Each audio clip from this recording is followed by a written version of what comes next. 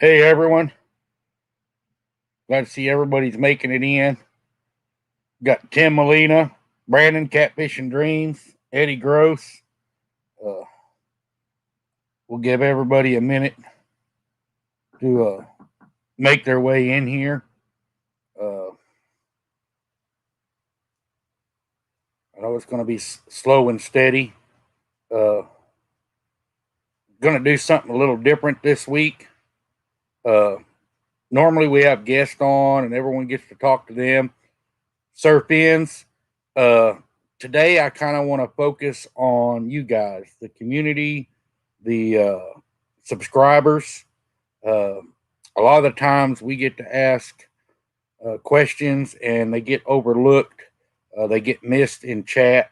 So this week I kind of want to have a question and answer to where you, the viewers, can get some one-on-one time and ask the questions you have and get them answered.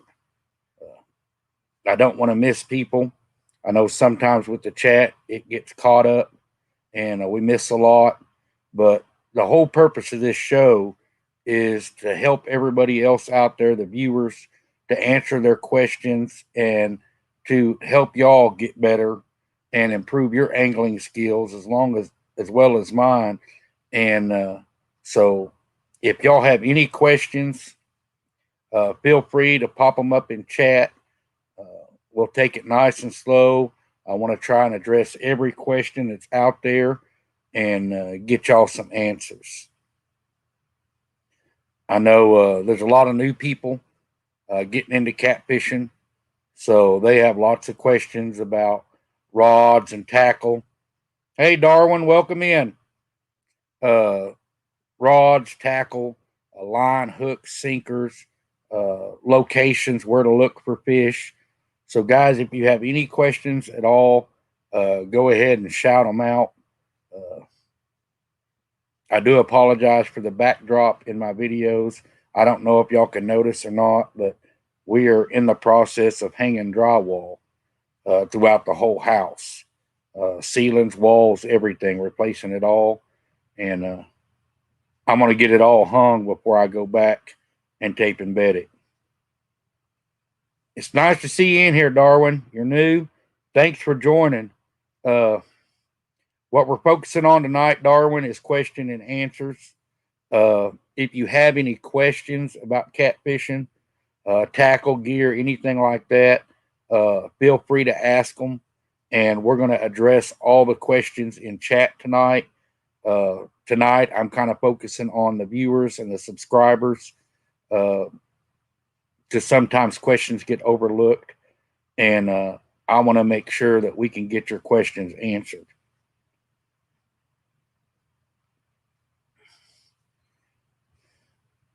You'll love it here, Darwin. The YouTube catfish community is a great community. Everyone supports everybody.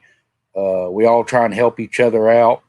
Uh, like I was saying earlier, there's a lot of new anglers coming in, and we want to get the knowledge and information out there to help them. Hey, Dale Hayslip, there's Dan's creation. So, guys, don't be kind of hesitant to ask questions. If you have a question, there is no such thing as a stupid question. Answer it, and we will answer it to the best uh, of our ability. I want to help you become better. Yeah, Darwin, I seen you over at Chunky. I was in there as well. Looks like Dave Gashar made it in. Welcome, Dave. Uh, so don't be afraid to ask questions, guys. If you have questions, ask them so we can get it answered. Uh, there's tons of knowledge in the YouTube catfishing community. Take advantage of that. Uh, I'm pretty basic. I don't do no fancy frills and thrills. It's not about the show with me. With me, it's about helping the viewers. Uh, that's what I'm here for.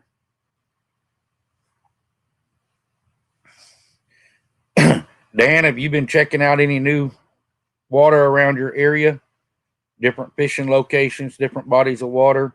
I know it's been kind of tough with all the rain we've had. For those of you that don't know, I'm in southern Oklahoma, and we've had rain for over 2 months straight here. Uh, we've got ponds in places we didn't have ponds before. No, Dan, I don't have any black lights. I'm not trying to copy Chunky or do any of that. Travis Young, welcome. Seamus.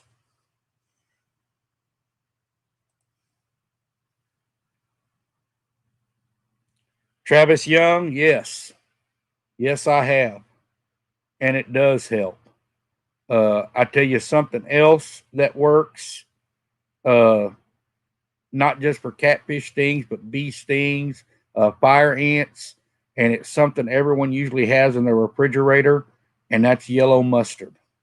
Yellow mustard, there is something in it that helps pull that sting out.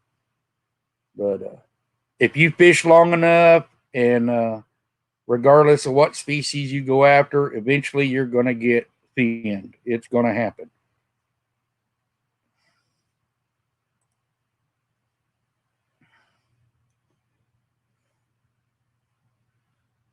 Yeah, Travis, don't be afraid to try it. Sometimes you hear stuff from the old fishermen, and you don't know if they're telling fish stories or not, but it does actually work.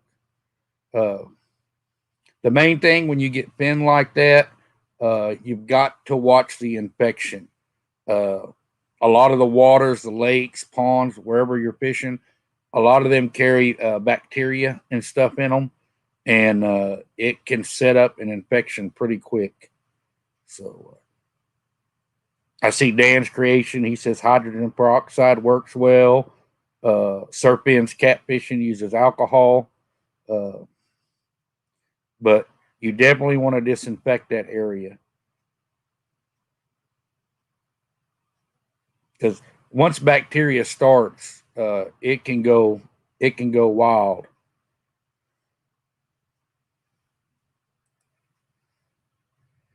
Want a glitz and glamour with disco and black lights to help me catch fish and make lots of super checks. Yeah, uh, I don't have all that, Dan. I'm not really into that. I just want to get real questions answered and get the information out there. I'm having an issue, bait. Tired of buying shad. I want to catch natural. Having a rough go of it.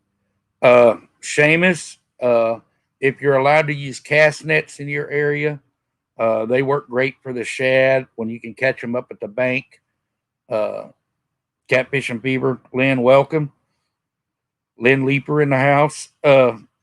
Sometimes you have to go out there late at night or early in the morning to catch the shad up in the shallow water to catch them close uh, and get your bait that away. Catching bluegill, live bluegill, and cut bluegill work great for bait as well. Uh, what kind of fish and what size are you after, Seamus? If you want to answer that, I can give you some more ideas on bait.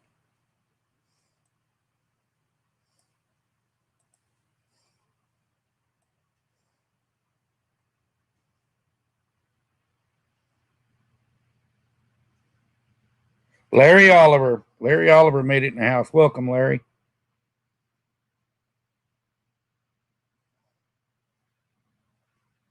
Larry, if you missed it earlier tonight, I'm kind of focusing on the viewers and the subscribers, and we're doing a question and answer segment. And if y'all have any questions, I want to get that information out there. My area is 20, so pound blue is max. Shad works great. Uh, any natural forage fish that's in your water, depending where you live. I know some people have the suckers and stuff like that, but any of that bait is great. Uh, I'm a live uh, bait person. I like live bait and fresh cut bait, but you can catch them if you want to go out and catch some eaters. There are punch baits and baits like that that do work just to put fish on the bank. And every once in a while, you'll catch a decent one, but most of the time, they're all going to be eaters. So, and like I say, if you can't find the shad during the day, being a bank fisherman, Seamus, a lot of the times they'll go out and you'll find them in deeper pockets. They'll all be schooled up, but not everyone has a cast net that has a 40-foot rope on it. So a lot of times you can go up at night or early in the morning before the sun comes up and hit your boat ramps and stuff like that, because your concrete boat ramps have a way of hanging on to the plankton and the algae, which the bait fish will feed on. So it makes it a great place to go catch bait.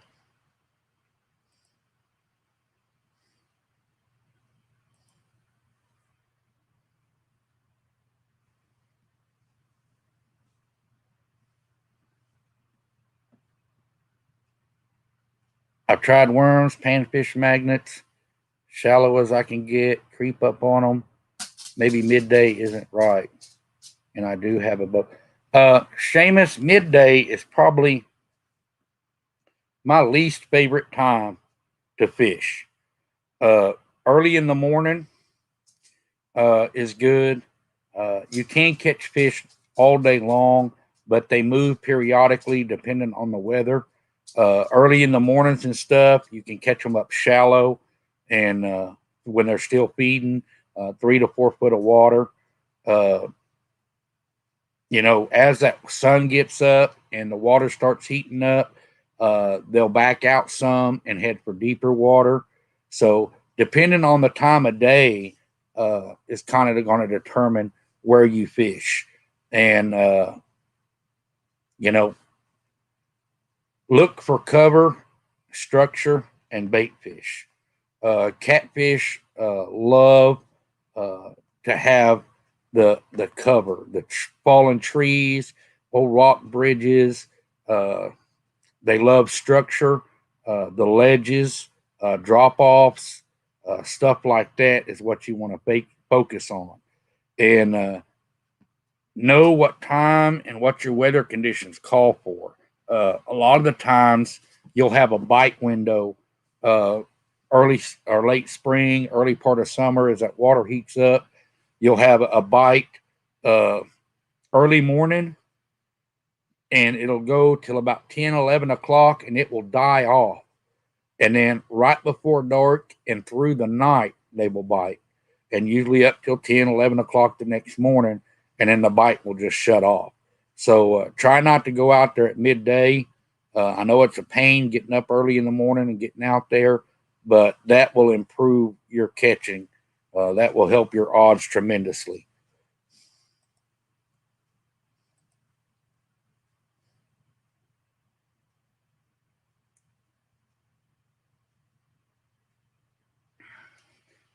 Yeah, I need to get me another hat. I've got this one broken in, and man, I have sweated in it and everything else, and it's about time for a new hat. Hey, Central Valley. Central Valley made it in the house.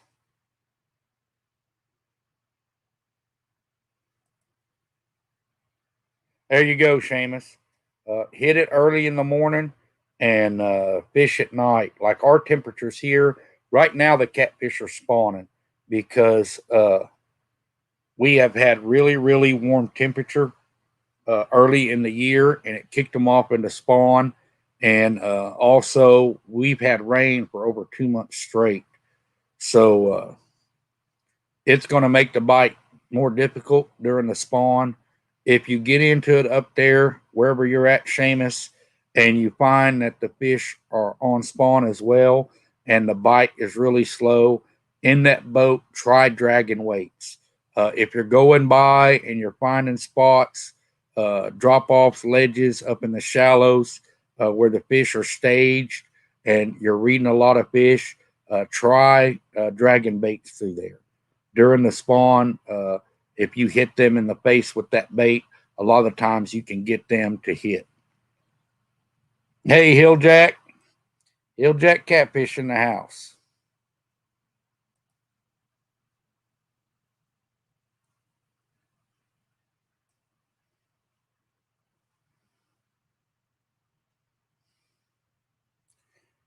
See if we have any more questions in here.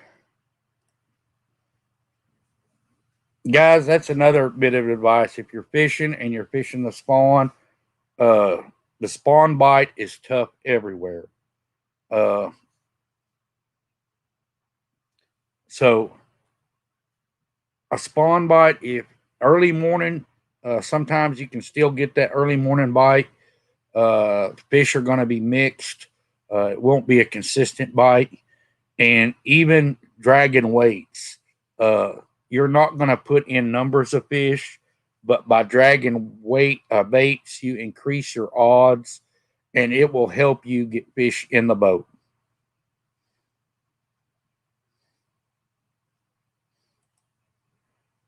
Getting roughed up, but not terrible yet. So I don't know if they're quite spawning yet. Susquehanna Flats. Always drag. Old lady don't like yanking anchor. Yeah.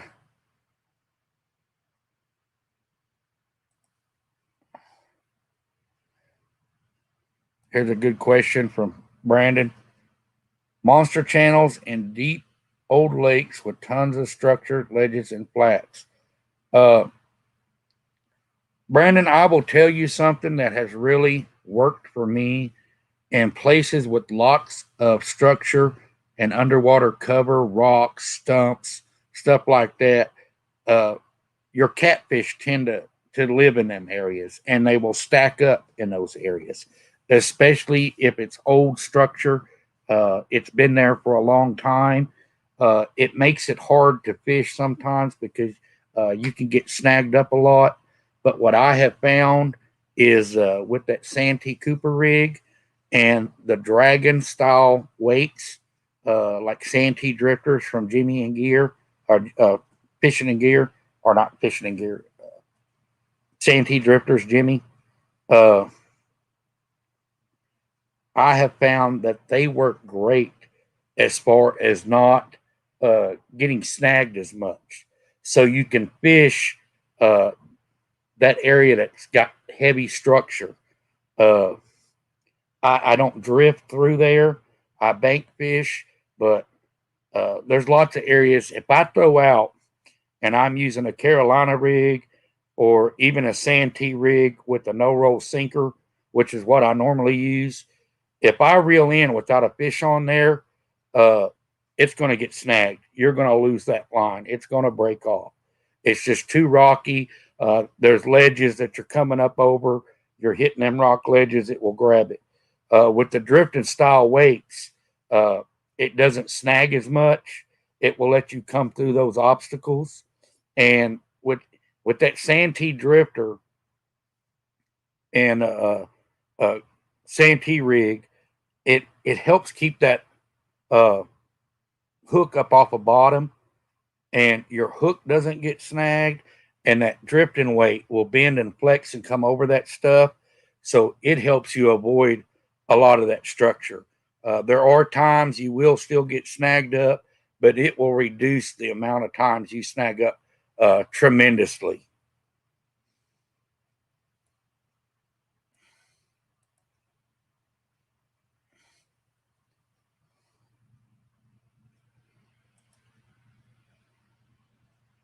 CVA, you can't get a cat to bite for anything. What waters are you fishing, CVA? If you know there are fish in those waters, have you done research to see what kind of fish population you have there? Uh, a lot of that can be a problem.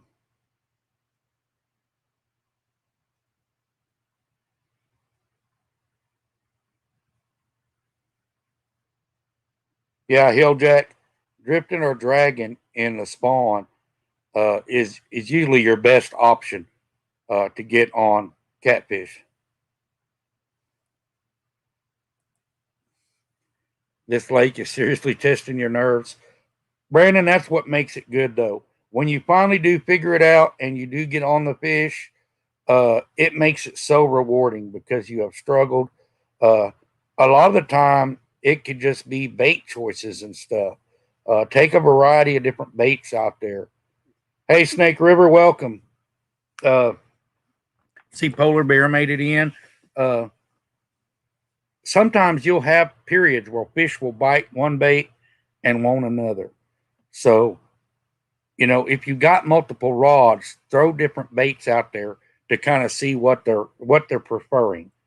Uh, just because you go out there and you may have skipjack in your body of water, and you can go out there and you may catch them on skipjack one day, and the next day you can't get them to touch it. Maybe they want shad or they want bluegill. So keep your options open, guys. Don't go out there when you schedule a trip and go to the lake. Just don't take one bait with you.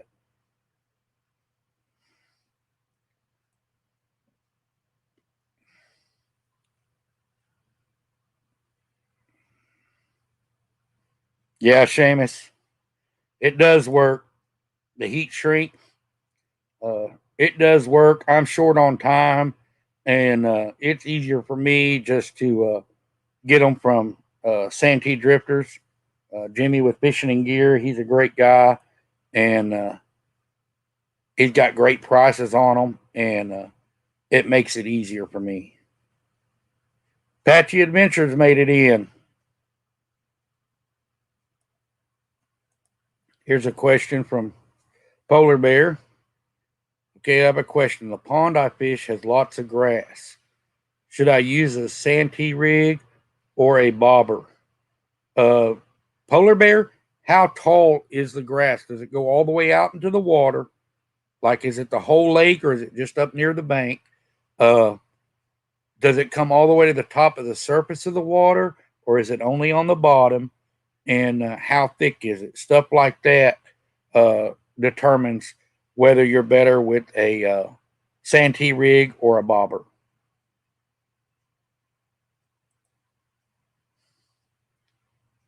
So if you answer those questions I just asked, Polar Bear, we'll come back and I'll answer your question better.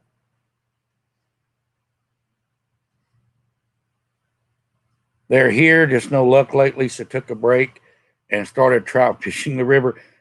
CBA, if the spawn is on there, man, it doesn't really matter what you throw at them. Sometimes you just can't get them to bite. Uh, the spawn is very, very tough, guys.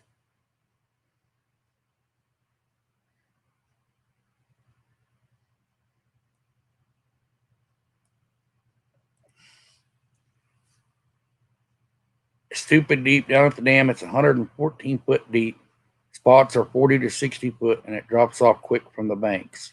Yeah, Brandon, this time of year with early spring and these fish getting ready to spawn, I would not be in the deep holes at all.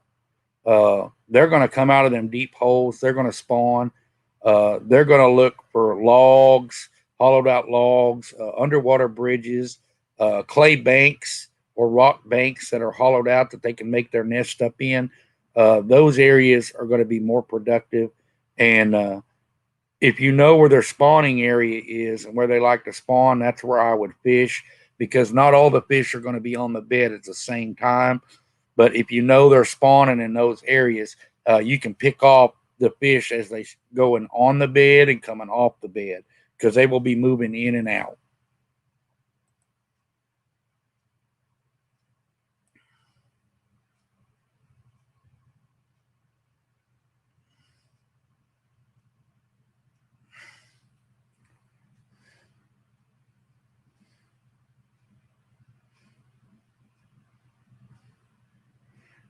Yeah, Brandon, that's a good point you made there. The flexible drifting weights do let loose easier. Uh, that makes a big difference. Hold on, guys. I'll be right back.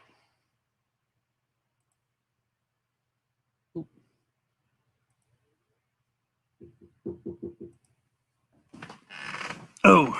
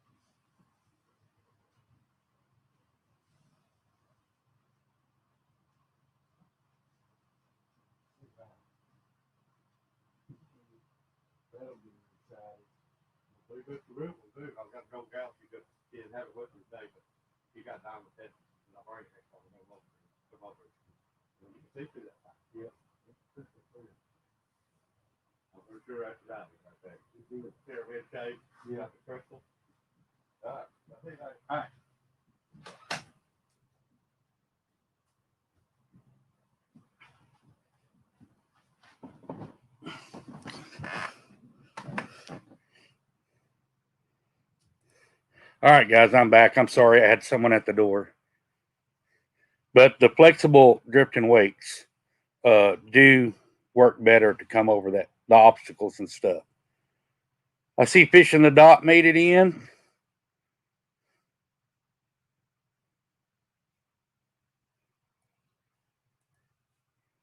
The whole pond not completely up to the surface and thick. Polar bear, in that case, I would probably use the cork and fish down.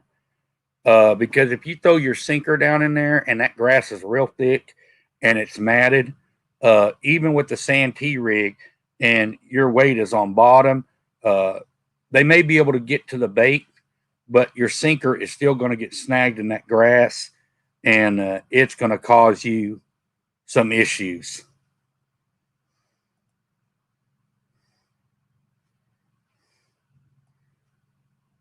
Avid made it in. Welcome, Avid. There's Creole. Hey, Creole. Appreciate everyone coming in.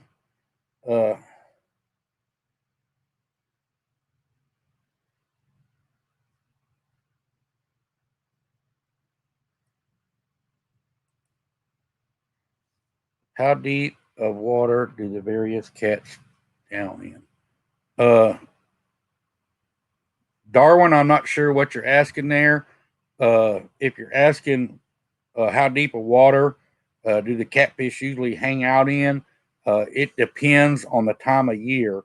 The weather patterns definitely have a big effect on that. So a little bit more information. If you give me a little bit more information, I'll try and answer that question better for you.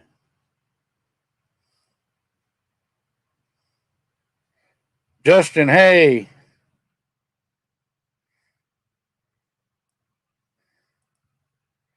Anyone on here do the chicken and jello? Seamus, I have tried it several times last year. I never had any luck on it. I'll try it again this year, but I know at times and places the chicken does work. I've seen it time and time again. Creole Catfishing that's in the chat, his PB came on chicken. He was bumping, and there has been people catch tons of big fish and small fish as well on the chicken. If the catfish are hungry and they're feeding, and you're in the feeding grounds, they're going to hit whatever you throw out there at them. I've had them hit jigs, plastic worms. They'll hit it. Brad Caudell, welcome. Freddy's Outdoors, welcome.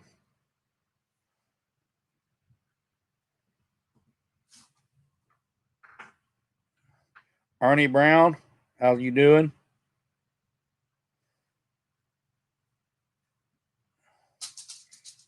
Guys, I'm going back to the chat trying to make sure I haven't missed any questions.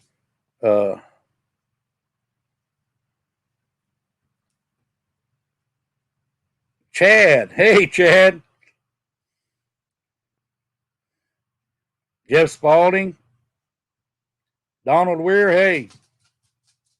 Robert Andrews, welcome guys. Rattle Trap Fishing, Mike Costello,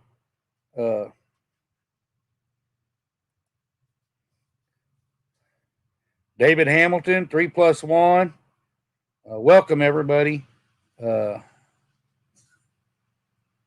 I'm doing, guys, I'm doing something a little different. I wanted to do a question and answer segment.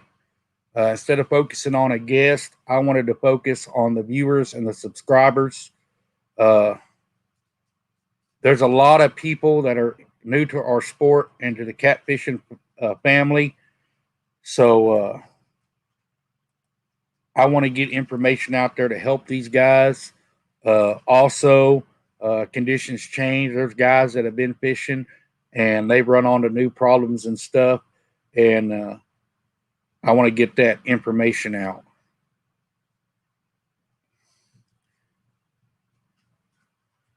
He was asking how deep do the cats spawn. It depends. Here, a lot of the times, ours will pull up into the shallower flats. And when I say shallower flats, it's 4 foot of water and less. I know on some of the rivers and stuff, they will spawn in deeper water. But usually 12 foot of water and under, you'll find them spawning. They come up into the shallow waters. It gives their eggs a better chance to survive and get them hatched. And I've seen them as shallow as 1 to 2 foot of water, up in tree roots and stuff like that. So don't be afraid of fishing shallow water. What's a good bait for flathead? I'm in Toronto, Canada, and I'm new to whisker fishing. All right, Fishing the Dot. What kind of bait fish do you have up there? Do you have bluegill, white perch, suckers? It depends on what bait fish that is natural to your body of water.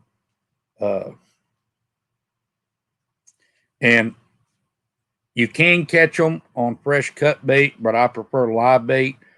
Down here where I'm at, bluegill are great for flatheads. But I've seen people catch them on goldfish, carp. We call them mudcat. A lot of people call them bullheads. We call them mudcat down here. It's going to depend on the baits that are in your bodies of water. So if you can give me a few bait choices up there, Dot, I will let you know what I would try first.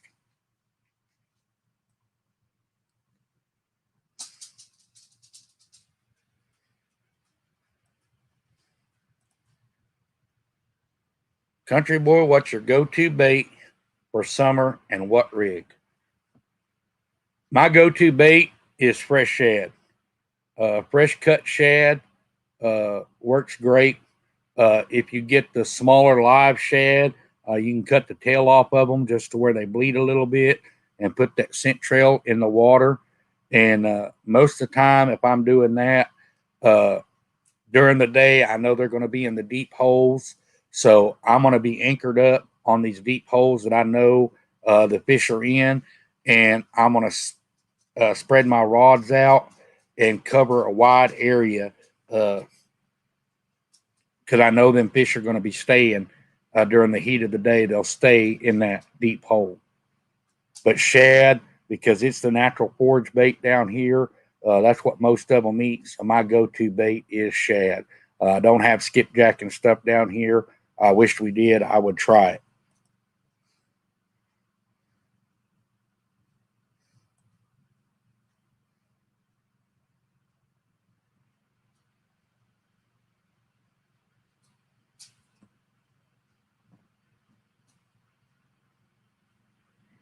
See if I missed any more questions. Hey, Mike Urban.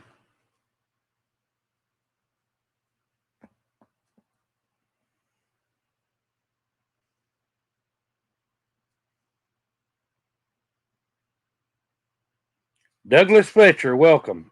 Hey, Randall. All right, guys. I think that's the end of the chat. If I missed anyone's question, go ahead and ask again. Douglas Fletcher, what river do you usually fish? Most of the time down here, Douglas, I am fishing in lakes or creeks. I have the Red River here, but it's a lot of private owned property. It's really hard to get access to.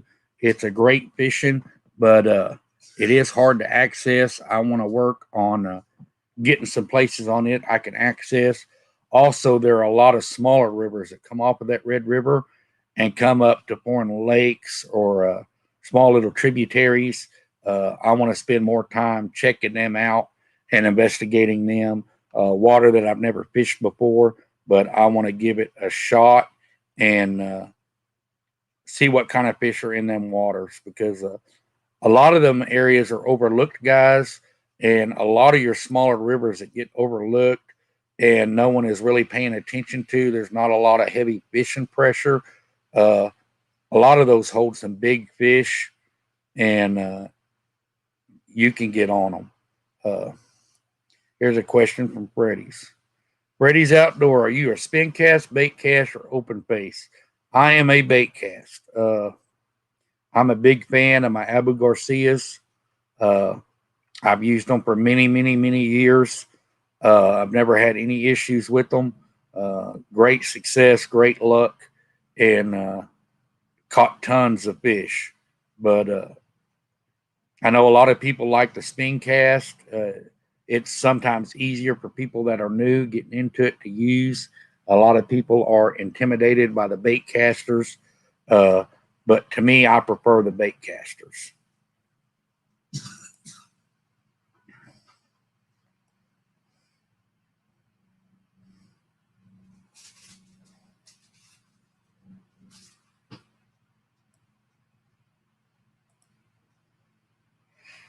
What times would you say is best to fish? Early morning or right before sundown or at night? That's going to depend on the time of year, Apache Adventures. But usually you will always have the early morning bite, which will last up to about 10, 11 o'clock. During the heat of the summer, when it's hot, I like fishing at night, late at night. Uh, and fishing through the night till the same thing till about 10 o'clock, 11 o'clock the next morning. Uh, During the early spring, late spring, before the triple digit temperatures hit, right before sundown can be really good. Uh, but that's my personal preference. I know people like to fish different things, but I have better luck early in the morning, right before dark, and during the night. Uh, Sometimes it may be 2 or 3 o'clock in the morning when the best fishing activity and the best bite comes on.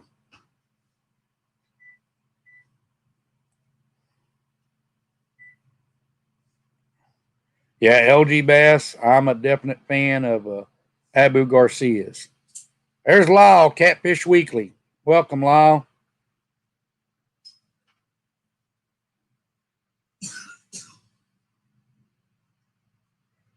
Yeah, once you get used to a bait caster, you won't want anything else. Yeah. Uh, I want to get my wife into using them uh, just for it. It'll be easier when she's fighting the big fish. I want to make it as easy and as enjoyable on her as possible.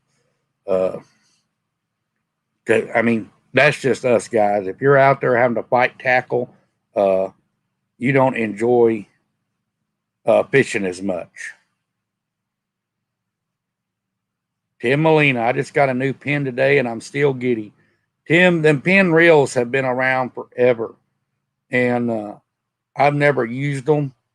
I know they were real big in saltwater, and they're starting to make their way into freshwater and the catfishing. And but I'm so used. There's James Dockery. Welcome, James. I am so used to my Abu Garcias until someone can come out and prove that they're real is better. It lasts like the Abus. It has the power and the smooth drag of the Abus, and I will be able to get parts for it no matter how old it gets, like the Abus. Uh, I'm going to stick to my Abus.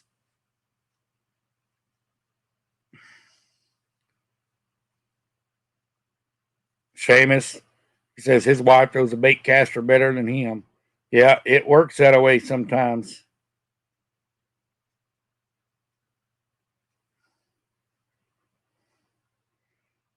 Trying to catch up in chat and see if I got any more questions.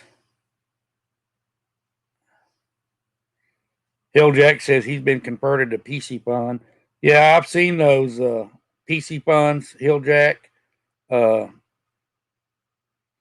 know the Chaos 50 seems like it's better built than the 60 series, but I don't know about their longevity. And man, when you got the fish of a lifetime on there, 80 to 100-pound catfish, I do not want to take a chance on that. That's one thing that I stick to the Abu Garcias for, is because I know they will perform. I never have to doubt when that fish hits if I'm going to have a real failure. You got to set yourself up for success, guys. You got to be confident in whatever rod, whatever reel, and whatever line you're using. Confidence is key. If you're not confident in what you're using, it's going to make your life miserable. You have to be confident.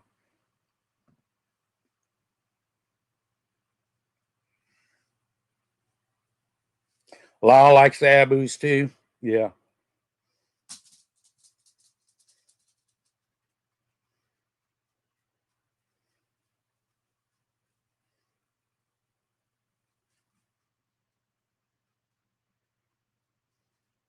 And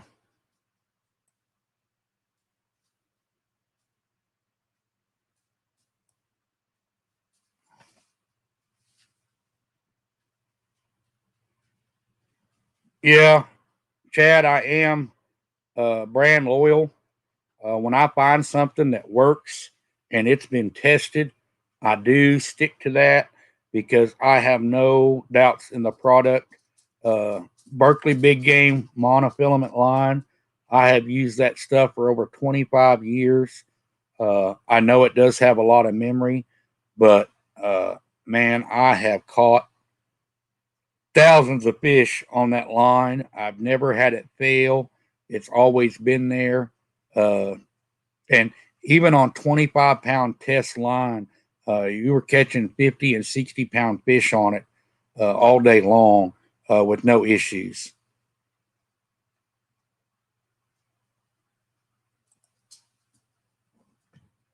There's Justin. I have Abu bait casters that range from 1978 to 1998. Yeah, uh, they last forever. Uh, here's fishing with the Chad. I bought a few Penn Warfares a few years ago. Should have bought an Abu. Yeah. Uh, guys, the Abus, one thing I like about them, it's not just their durability and stuff, their castability. And Abu, to me, if you put it up next to another drag system, Abu has one of the smoothest drags. Uh, a smooth drag is critical. You do not want to lose a fish because your drag sticks or is skipping. And them big fish, they call them fish of a lifetime for a reason, guys. You're usually going to get one shot at that fish, one shot only. You've got to know that you're prepared. Darwin Dobson, not preferences. All right.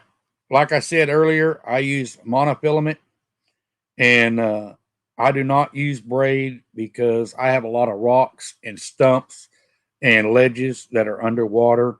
I've tried braid before. It did not. It just kept breaking. Other people that have tried it, in the waters I'm fishing are breaking off. Hello, Big Hook. Welcome. So I use mono. I will not switch from that Berkley Big Game. I know Andy has a good rapport on their fishing line, but until they can prove to me that Andy is better than the Big Game, I'm going to stick with the Big Game. But on my knots, on my hooks, I use circle hooks, and I always snell my circle hooks. Snelling your circle hooks will really improve your hookup ratio. But I use the no knot snell, and I use the Doc Lang snell. And on my swivels and stuff that I tie, I used an improved modified clinch knot. I tied a little bit different than anyone else. Darwin, if you go on my channel a couple weeks ago, maybe last week, I did a segment on tackle, and I went over and I showed how I tied the knots I use, the rigs I use, how I tie them, and it'll help you a lot and answer a lot of questions, Darwin. Okay, let's see what we got.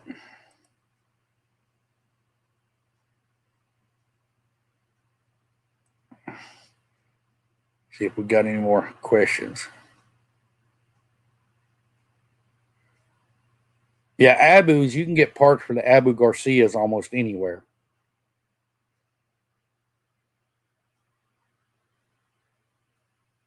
Brandon says the Lew's XL60 is a great option to the Abu 7000. The Abu 7000s are my favorite.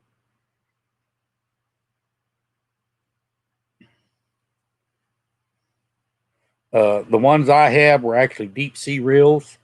They got corrosion resistant bearings. It was the IC3. They quit making the IC3s. Now it's just a C3. I have not tried one of the C3s, but 7000s are my favorite reel. I have used the 6500 wide spools as well. With my deal, I like line capacity because I'm fishing from the bank, and I may be throwing 150 to 200 yards out in the water before that fish ever bites to take a run. So I need that extra line when he makes a run, because I'm not going to sit there and crank my drag down and lock my drag down and horse that fish. He'll either snap your line, pull the hook loose, or it will not end well. Don't lock your drags down.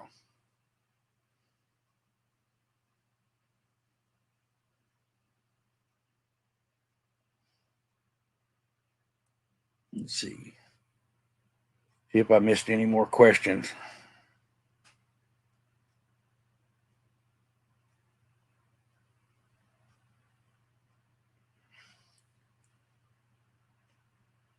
The made in Sweden reels, yes. With Abus, definitely you've got to do the Swedish reels. Here's another question from Freddy's Outdoors. Do you prefer medium heavy, or heavy rod for cats? Where I'm at, Freddie, I prefer the medium heavy because at any given moment, you never know what you're going to catch. There are fish in here from a pound all the way up to over 100 pounds. So you never know what you're going to get.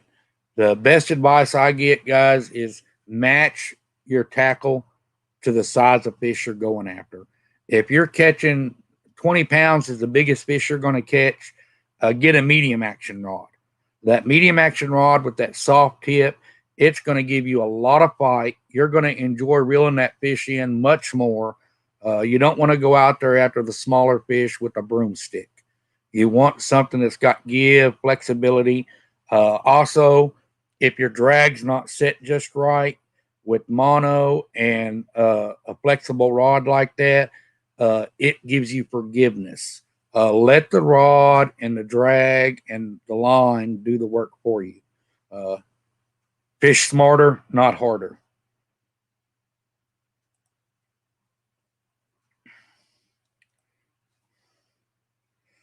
Okay, let's see. Avids with the LG cats. Yeah, LG Bass has been on the catfish. He has really been doing good.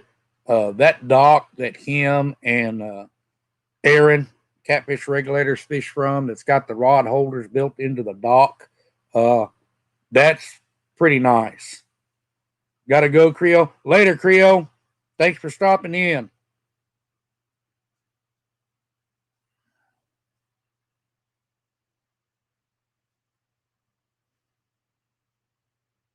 Yeah, see the 7000s. I got big hands, LG Bass, so the 7000s suit me better, and I like the power handle because my hands are big and smaller reels are really awkward for me. Uh, I like the big power handles.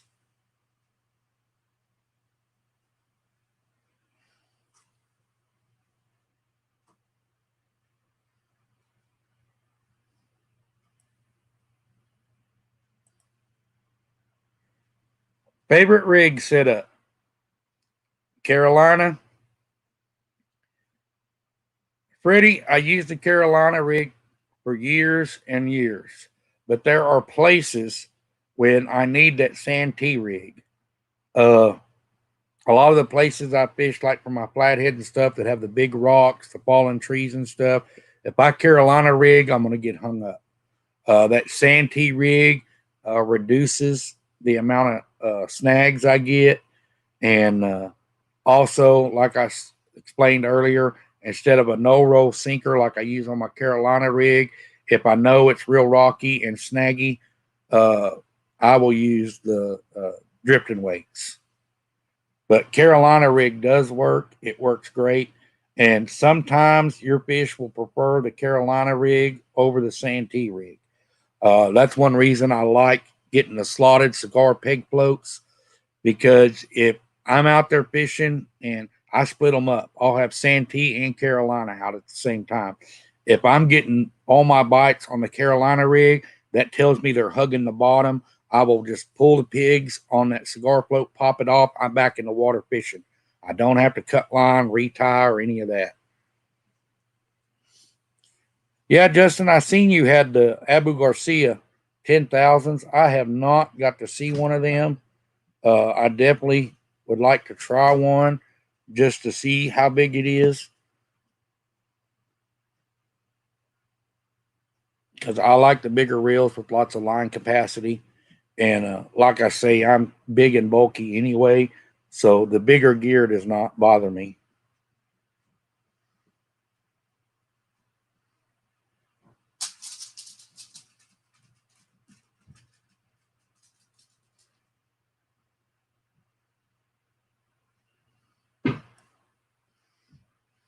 See, and there's Justin there with the Kentucky rig. I know a lot of guys use the Kentucky rig and the double hook. I have never used it. Uh, I know a lot of them guys do in the rivers and stuff, but where I'm at, I've really never had to have a need for it. Uh, that's like, there's always a big debate online, monofilament and braid. Uh, there's times braid works for people, uh, but I know monofilament, no matter what, when I throw out there, no matter what's under that water, it's going to stand up to it. Uh, and I'm not going to lose fish. Kentucky rig with drift weights is deadly on lakes. I've never done that. I've heard of people. There's Patriot Cake Fishers of America. Hey, Patriot James, welcome. Uh, Leader length, I think, depends on the depth of water you're fishing. Not only the depth, Matt. My leader length will differ from cut bait to live bait. My live bait, I like to have a longer leader to where he has more room to swim and create commotion. Uh, with live bait, I do like the Santee rig too, because a lot of times with the Carolina rig, if you throw them out there and it's on bottom and there's any kind of structure under there, rock, trees, grass, that live bait will try and hide in there for those fish. Uh, with that Santee rig, it keeps them up off the bottom. He's got more room to go. And also, if you clip the bottom tail fin, uh, you'll get them to swim. JNS, hey Johnny, welcome.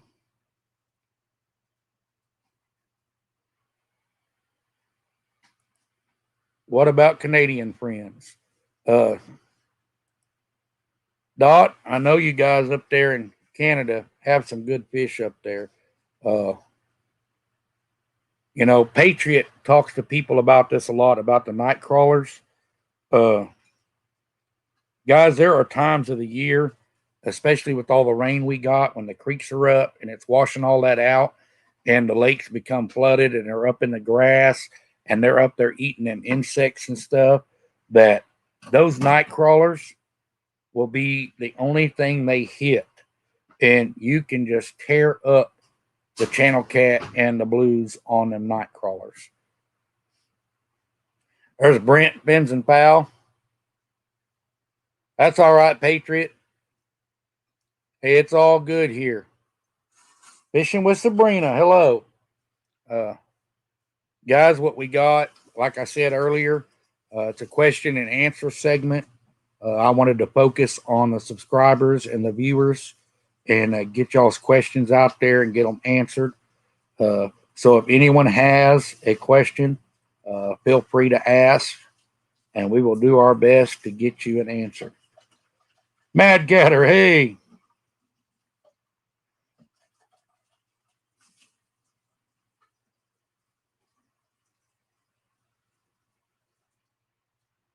Lost it on a J hook, man. Yeah.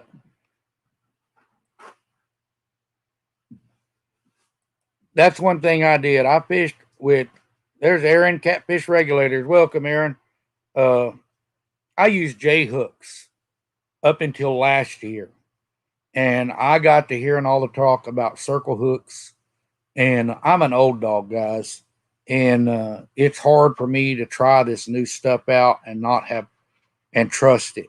But I finally broke down and got me some circle hooks, because there's lots of times I fish with 4 rods and I would miss a lot of fish because while I'm casting one or taking a fish off, they would hit the other, and you would miss them.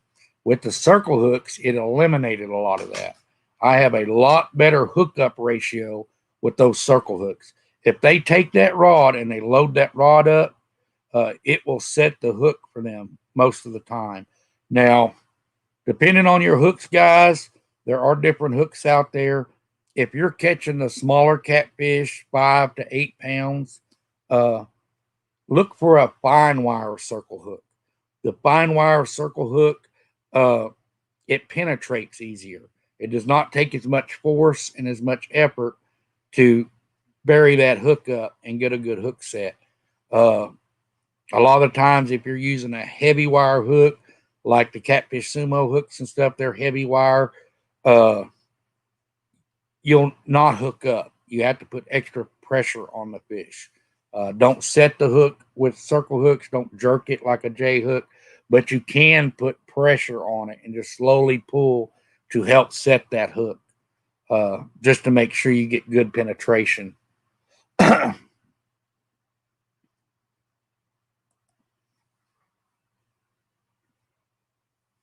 Sabrina, I use monofilament. I will tell you why. The waters that I fish, I have a lot of stumps, a lot of rock ledges. Uh, I tried braid. I've had other people try it in these same bodies of water, and when you hook a fish, they just cut you off. The mono I have used for over 25 years. I've had great success with it. And another reason I like the mono is it has the stretch. Uh, if your drag is not perfect, uh, it may be a little too tight. That mono is more forgiving and it'll stretch a little bit to where that braid does not. Uh, so I like the mono, and braid is great on some exceptions. I've seen guys use the braid so they can get more line capacity on their reel, and I've seen them use a mono shock leader. But you're talking about a 2 to 3 foot section of leader stretching versus 100 yards of line you got out there stretching. Mono is just more forgiving. It's more abrasion resistant, and that's why I use it.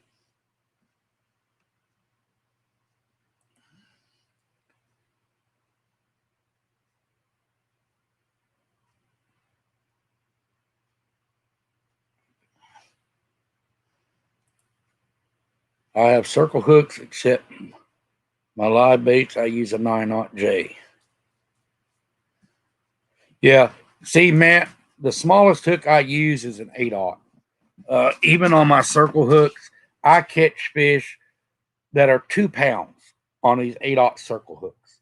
Uh, you know, there are times I know it's going to hurt when they're finicky and they're short hitting the bait, but there are other things you can do, like feeding them slack and giving it enough room to where when it runs with that bait, it does not feel that pressure, and it will set the hook for them. Because a lot of times they'll get real finicky, and especially your channel cats, they'll hit that bait and pick it up, and as soon as they feel tension or resistance, they'll drop it. So a lot of the times you can feed them slack, let them have the slack, and they'll not feel that resistance, and you can get a better hook set.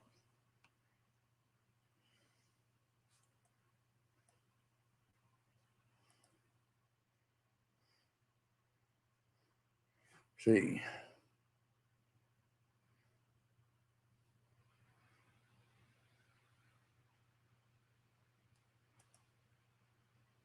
LG, I did the same thing when I first started using them. It was a mental note that I had to make because all them years of using the J hooks uh, and setting the hook, I would try and rip the lips off them things.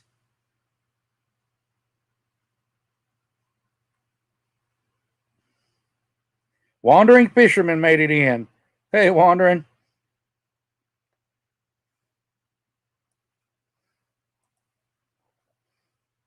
CBC, what's your favorite season for fishing? Early spring, right after the freeze is gone, the cold weather's gone, the catfish just start coming out of their wintering holes, and they'll come up in the shallow waters to feed. And I love catching them fish in shallow water. You catch them 30 and 40 pound blues in that shallow water. And when I say shallow, when you set the hook, they come up and they're tail slapping the water. And I mean, they fight harder in that shallow water. And it is an adrenaline rush. Uh, Even the little fish will just slam the rods. They're much more aggressive and feisty in that shallow water. And that's why I love fishing it.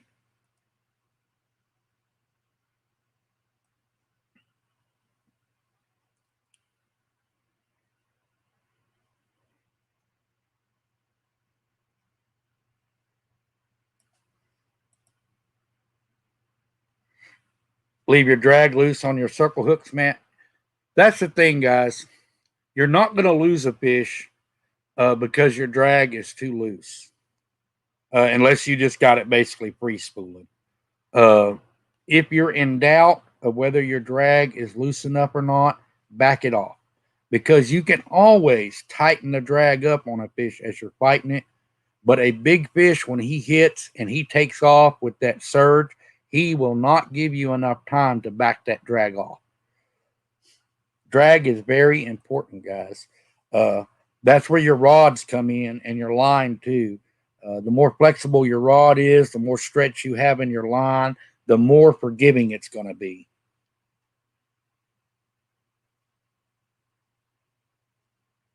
30 pound mono and 50 pound for your leaders. Yeah.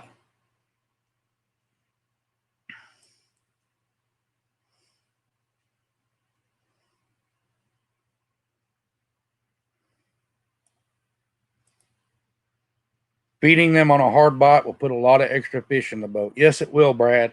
There's lots of times that's the only way you will get them to make a run and set the hook. With circle hooks, you need that fish to put pressure on that line to load that rod up. And a lot of times they're finicky and they will not do that. They will just bump it and bump it. And as soon as they feel that restriction, they'll let it go. Feeding them line gives them confidence. And when they don't feel that resistance, they'll go ahead and swim and take off.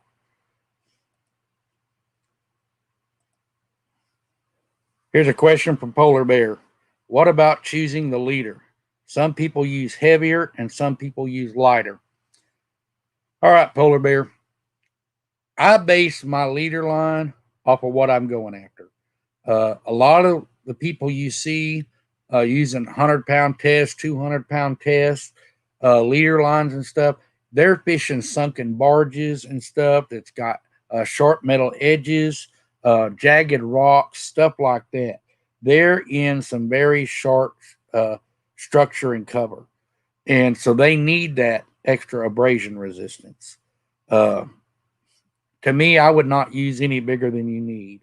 Uh, like I say, I've caught several fish on 25-pound big game that were in the 40, 50, and 60 range. What I do is like I use on my 7,000s, I've got 40-pound main line and I've got 60-pound leader line. On my 6,500 wide spools, I've got 25-pound mono, and I've got the same 60-pound leader.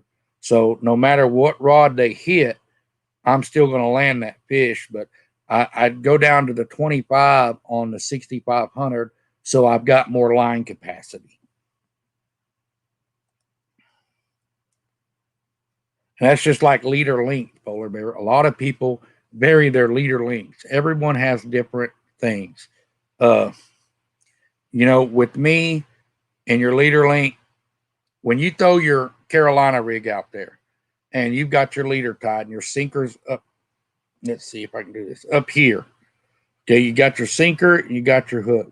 Depending on that leader length, when that sinker sits there, this hook and stuff is going to be free.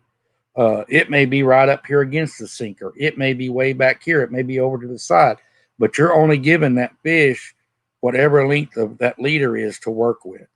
A longer leader, a lot of the times, even if it's not up there, the fish will pick it up. And when they go with it, by the time they hit the end of that leader, they're hooked.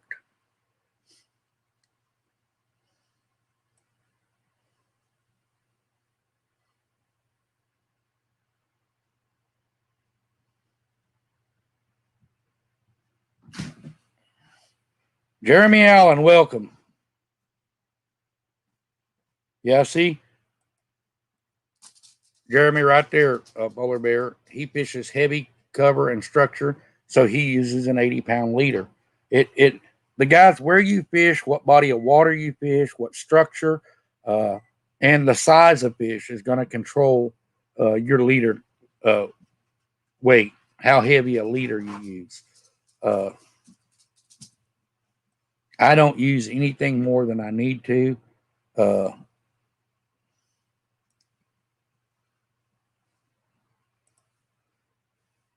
There's Johnny. Kale hooks are my favorite all around. I've tried circle hooks for the last few months and have had some success, but I really like the kale hooks. It will be hard for me to ever go back to anything that's not a circle hook.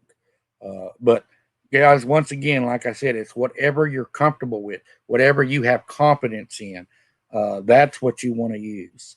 Because if you're not confident in your tackle and your gear, you're not going to be successful.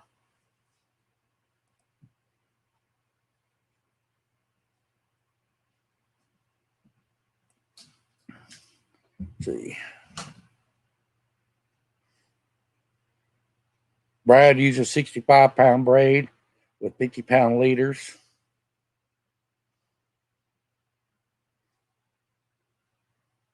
Uncle Lou, welcome, Uncle Lou. I'm kind of behind in the chat, guys, because I'm going through and making sure we don't miss questions. That's the whole point of this segment. I want to make sure we get everyone get their questions answered.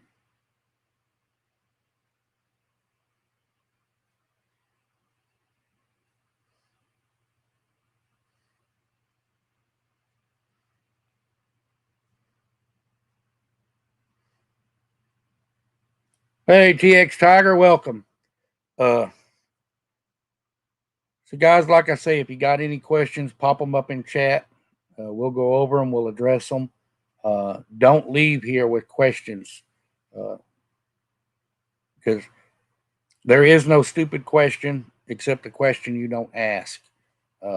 We are all more than happy to share advice, tips, techniques to help you. That's what the catfish community is all about. It's supporting and helping each other.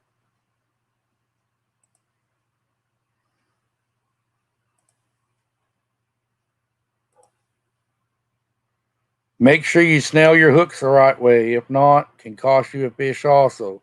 Very true, Brad. Uh, Makes a big difference. And I mentioned all the knots I used earlier, guys. If you refer to the tackle video that I did earlier, uh, it will go ahead and show you all the knots, how I tie them, why I tie them, because I do things a little different. Uh, Justin likes a 10-aught Demon circle hooks. Yeah, Justin, I bought some from Uncle Lou, and I love the hooks from Uncle Lou. They've got a good wide gap for live bluegill and stuff like that, and I really like them. The Demon Dragon style floats that he's got, I like them too. So if you have not checked out Uncle Lou, check him out. Jeremy Allen, CBC, when are you going live again while fishing? As soon as I can get this stupid rain to quit, Jeremy. This is our third month that it has rained almost every single day. We've got ponds in places there weren't ponds. All the major ponds, their spillways are overflowing. We have got water everywhere. And I cannot get it to stop raining for the life of me. I need it to stop raining so the roads around the lakes that I fish will dry up so I can access it, because our roads are not paved, they're all red clay, and it's very, very slick. And if it's raining, man, you just can't access them. Some of the places I fish, uh, I like to go out and it looks like I'm driving through the middle of a pasture, but I'm not.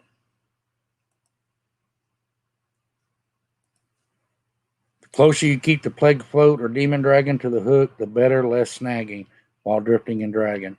Yeah, I try not to get it too close though, Brandon or Brad, because I like to give that fish some room. What type of sinkers do you throw? I prefer the no roll sinkers, and I had used egg sinkers for a long time, but like in the creeks or places you have current, they will move, it will roll. The no roll sinker seems to hold bottom better, so I like them. Uh, Now I would like to try some of the sinker sliders. I've never tried the sinker sliders on any of my rigs. I know they've come out. I want to try some of them and see what goes on.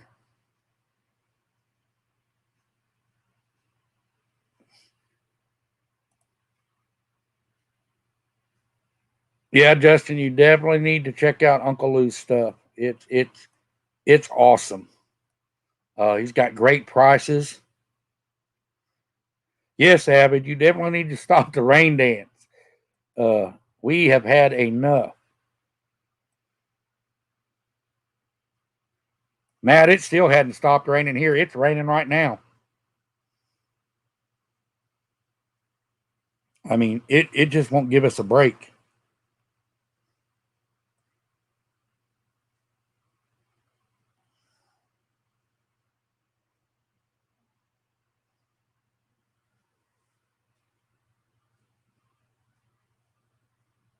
Yeah, TX Tiger,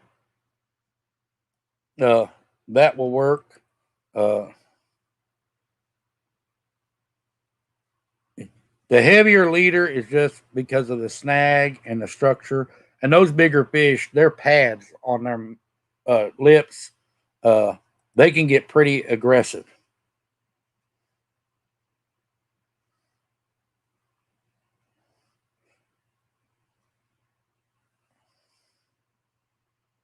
Yeah, that's one thing I noticed, Brad.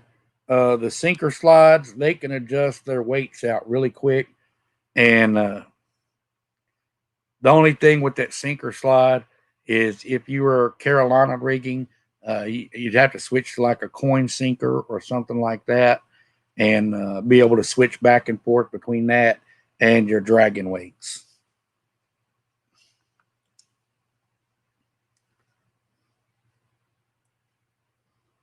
But I used egg sinkers for years. They do work. Fish hunt, trap, repeat. Welcome. Uh, but I like the no rolls. That no roll, I don't have to change it out. If I'm fishing a river, if I'm fishing a lake, if I'm fishing a pond, if I'm in a creek, that no roll sinker works in all of them. Uh, so no matter where I go, I'm rigged up and I'm ready. I'm not one that wants to waste a lot of time cutting rigs, retying, resituating. Uh, so I want to be ready. When I hit that water, I want my lines in the water. I want to be hooked up and going.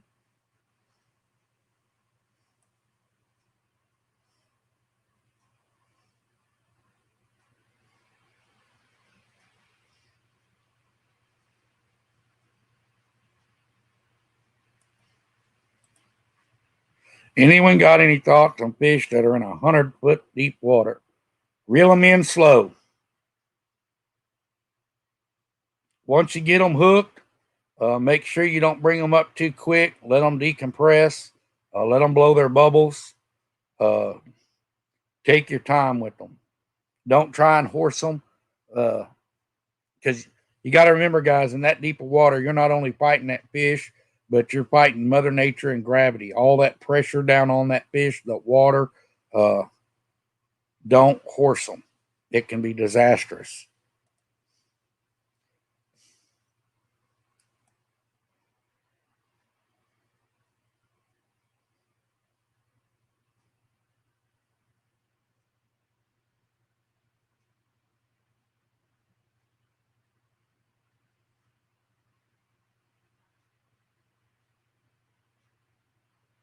See,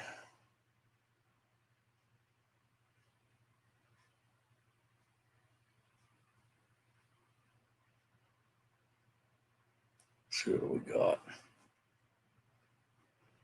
Do we have any more questions out there, guys?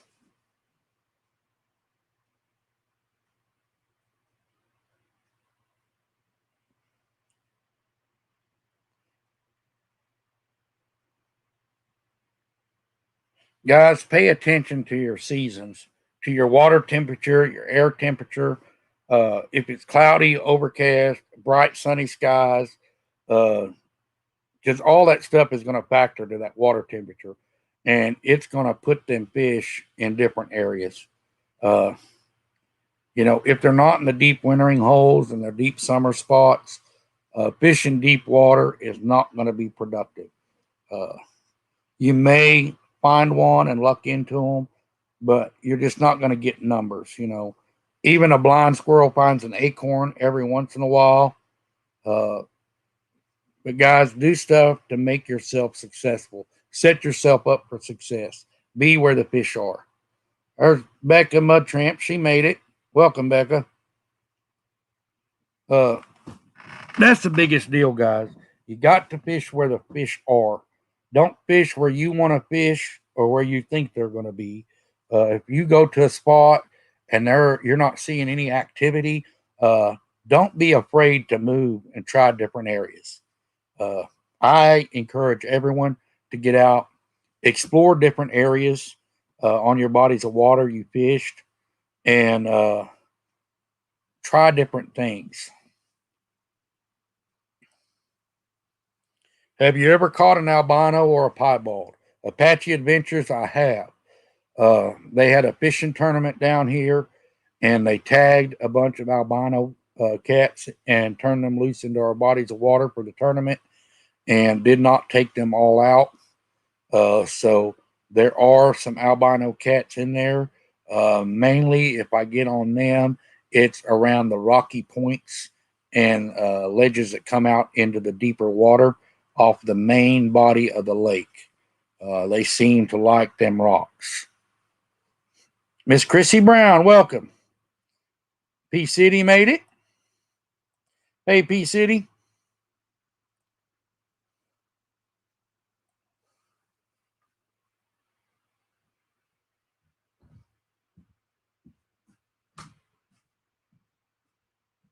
Steven, yeah, at times when it's really, really hot and possibly in the winter because the water's more stable, those fish will be in those deep holes like that. Uh, so you will catch them in there. Hey, DL King, welcome. Guys, if anyone has any questions or anyone would like to come up with me and be a guest on the show, my email is in the description below, countryboycatfishing at gmail. Don't be afraid to email me with questions. If you'd like to be a guest, go ahead and send me an email and we will set up a date. Because the more information and knowledge we can get out there, the better it's going to be. The more we can educate, especially the new anglers or people that are new to catch and release CPR, guys, the better off we're going to be. I share all my knowledge. I share the exact spots I'm on, what lakes, where at on them lakes, what baits I'm using, why I'm fishing there. Dan's Creation. I use 30-pound main line and a 10-pound leader. Why, Dan? But I share all the information I can because I want you to be successful. Places that I fished, people have seen, like Fins and Fowl. He fishes some of the waters I do. He can come out to the same body of water I'm on and get on fish. And that's what it's all about. It's helping people be more productive and get on the fish. So I don't mind sharing anything with y'all. And guys, Brad Caudell, if you do not know, he makes and sells the weights. He's got a great price. He ships them right to your door. So if you're needing weights, get with Brad. Let's try and support those who support the catfish community. Like I said, Uncle Lou, guys, he's great. Check him out. Any of my moderators that are in here, guys, anytime feel free to share links. I don't mind people sharing links. I definitely like to get everyone out there, get them acknowledged, share the love. Big shout out to everybody. Thank you, Uncle Lou. And Uncle Lou, like I say, I've got his spook style Demon Dragon rigs. I've got his peg floats. I've got his oval floats. I've got his hooks. I really love the quality of product he has. I need to get on there, Uncle Lou, and see if you got the barrel swivels and stuff. I know the ones that I use are actually rated for 200 pounds, and I know they're not going to catch a 200-pound catfish, but I'd rather have too big of a swivel as not enough. They're saltwater corrosion resistant. Guys, the best thing I will give advice, do not skimp on your equipment. Do not set yourself up for failure. If you're going to go after the big fish, be rigged for the big fish. If you're not, it will end in heartbreak. So,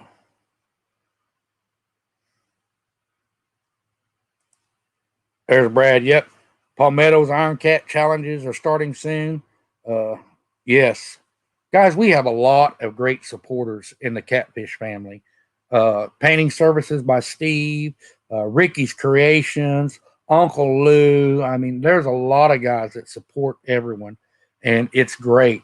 And if you have not checked out their channels, like Ricky Creation, he is phenomenal. The trophies and stuff that he builds, the power bank, stuff like that, it's phenomenal. Go ahead and look these people up. If you see new people in chat, check out their channel. Give them a look. You might like it. If you do, go ahead and pick them up and give them a like, leave them a comment, let them know.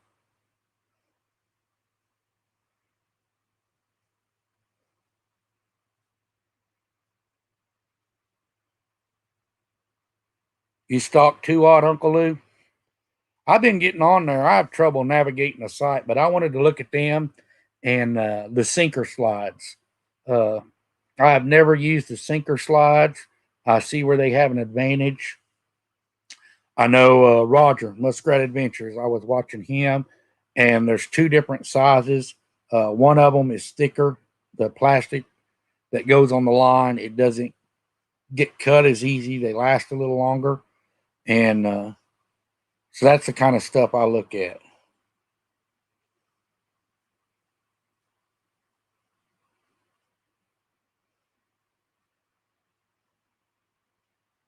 So, guys, it's been great. I appreciate having everybody in here.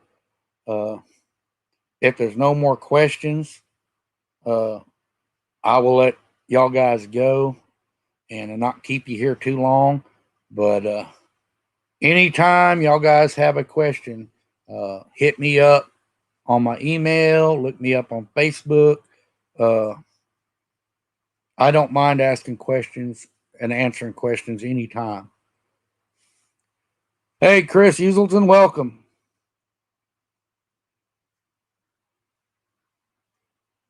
That's all right, Becca. Don't worry about being late. Guys, life happens. Sometimes things get in the way. So don't stress. I love everyone coming in. I love getting to see everybody, answering questions and helping people. That's what this channel's about. I'm not here for just entertainment. I am here for education. I want you to learn stuff. I want you to take knowledge away from here. Uh, that's why I have guests coming. I know Paul Meadowcats will be on. I'm setting up dates with him. I'll have Dieter Melhorn on. I'll have Art One Ton Fishing Club on. I will definitely have some guests on here, and I want to get knowledge out to everybody because things are different everywhere. Things that work on my body of water may work on yours, and they may not. There may be people that fish up in your area that know things about your body of water that I don't. And we get all that knowledge out there and get it shared, and then all of us know. LG Bass, I appreciate it. Texas Tiger, thank you. Like I say, guys, I appreciate everyone coming in. Thank you. And I'll let y'all guys go. Everyone stay safe. Have a great evening. And I will catch y'all in the next live stream. Thanks, everyone. Love you.